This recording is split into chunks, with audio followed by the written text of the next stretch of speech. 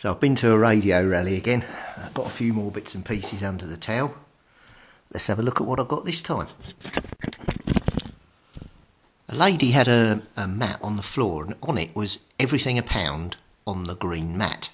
So I looked on the green mat and I found this Ham International extension speaker for £1 with bracket and all its logos on. So I thought, well, I'm definitely having that for £1. But then, also on the mat, next door to that, was exactly the same speaker made by Moonraker, also for £1. And these have got on the top of them a noise filter on-off switch as well. Same with the Ham International one as well. So for £2, these are really nice sized speakers. They're quite heavy as well. So I was thinking of doing something up on the home base with those. So that's my first two bits of booty for £2. Not bad really, was it? So let's have a look what else we got. Now, as you know, some time back I brought a Sharp CB 2470, I think is the model. And it was a hideaway unit. And it came with a sort of speaker looking like that, basically, that plugs in with a big cable that goes in through this connector here. Well, I saw this on the mat and I thought, it's the speaker. But then when I picked it up and had a look at it, on the other side, it's got the signal meter on it. So this is for the next model up, and it's come with the mounting bracket as well. So I said to the guy, how much do you want for that? And he said £3. So I thought, well, I'm going to take a chance on that.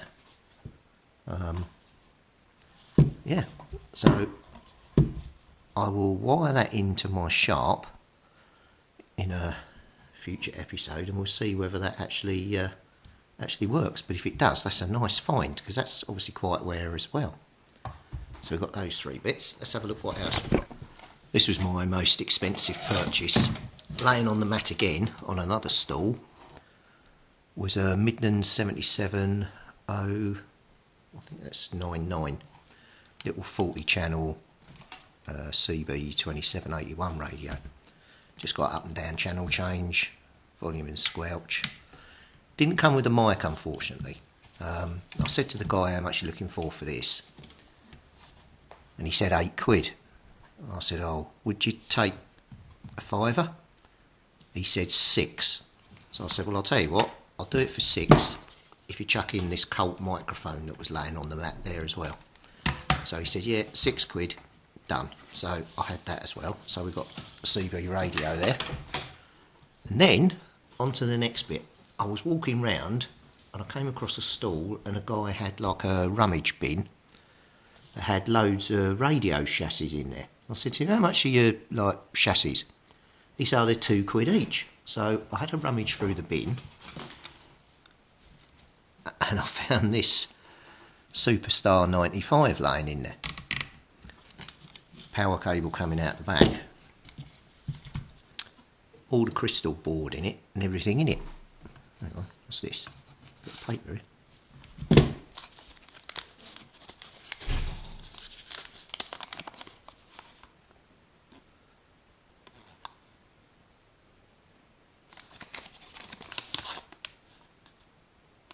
Don't know who that is. G4IQE@arrl.net. Quite tempted to email him, just so I've just bought this radio and found your email in it. Anyway, I might do that actually, and we'll see what he answers. So anyway, here's the radio. Obviously it didn't come with any knobs, and it's got a funny channel change, but it's very dusty. But the front of it's actually in quite good condition. And as I say, looking at the board and everything inside,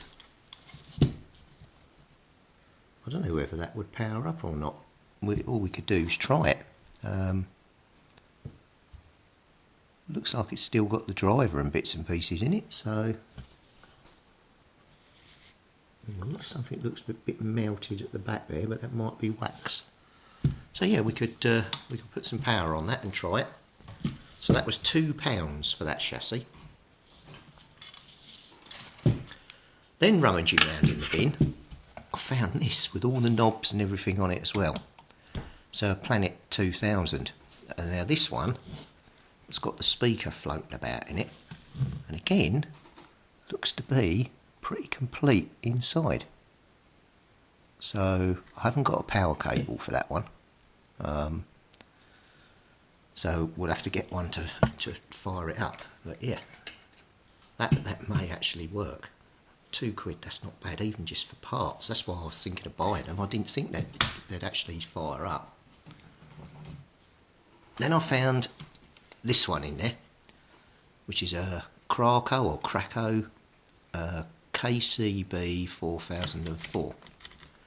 It's got AN noise limiter on off, PA, CB, obviously channel change, squelched out tune volume, RF gain. Now I did notice on this one the chassis socket's missing, and there's some wires hanging over in the corner here, and it's missing a speaker, but the rest of it almost looks to be there. So again, that one may well fire up.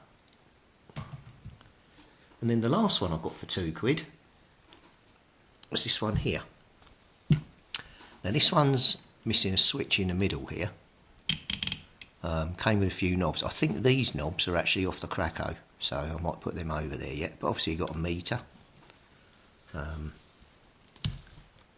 again, it's got the PLL in it, and it seems to have got all the bits and pieces there. Obviously there's the speaker wires. Power connector on the back. I mean, these are rare in themselves to try and get hold of those. Plates missing off the back, so I don't know exactly what model it is. It should be between those two rivets there. But looking at this, I would say it's probably a York 863. I don't know. I'll have to look. So it's got 6. Yeah, it's got it's got a 7137 in it.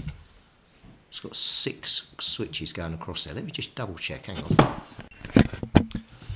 Looking at the front of this, I think this is a York 863 because of the RX and TX light either side of the meter here. This is wrong because it's got a 2-way switch on here. It should have 3-way at either end. So someone swapped the switch over there, I believe. Yeah.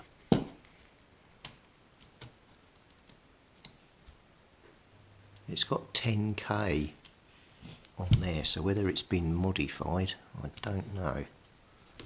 I'll have to have a look. But yeah, again, it looks complete. So all you can do is fire. Oh, hang on, there's another bit of a switch here. That's probably the missing switch from the middle. So why has that been changed to a 2-way switch? Interesting. Or could this be a Cybernet? Hang on a minute. Right, cracked it. It should have a 2-way switch here. That's tone, normal, power, 0.4 watts, channel 9 and off, clear and normal, I don't know what that is, CB, PA, and then you've got delta tune on the end. These two knobs here and this one here give it away. This is actually a Rotel 240, RVC 240, that's what it is, hence the green display. So, and the same with the meter there as well. So yeah, Rotel RVC 240, not bad for £2.